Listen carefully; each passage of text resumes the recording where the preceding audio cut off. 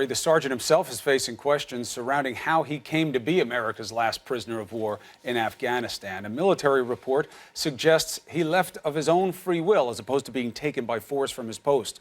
And some of his fellow soldiers are accusing him of being a deserter, but no one has heard from Bergdahl. And earlier this morning, the chairman of the Joint Chiefs of Staff said he is innocent until proven guilty. Barbara Starr joins us live at the Pentagon this morning.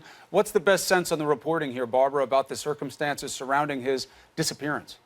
Well, Chris, one of the facts is that nobody had ever reported that the Taliban infiltrated Bergdahl's base, that they were crossing the wire and he was kidnapped at the hands of the Taliban while on the base. But still, the bottom line, Pentagon officials say, is they need to hear the facts from Bergdahl himself.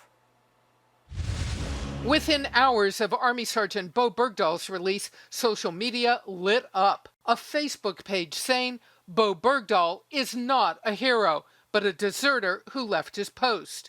Josh Corder served with him. As soon as he is able and as soon as he is fit, I do believe that he needs to be questioned and basically tried if necessary. Any of us would have died for him while he was with us. And then for him to just leave us like that, it was a very big betrayal. Family and friends of fellow troops saying these soldiers were killed in attacks searching for Bergdahl. But the administration position, the U.S. had a solemn obligation to search for and rescue him. Let me be clear. The United States of America does not leave our men and women in uniform behind. Ever. One reason, U.S. officials tell CNN, there was classified intelligence indicating Bergdahl's health is failing. But now that he is back, officials say they need to hear directly from him. Did he deliberately leave his post and why? Some of the confusion?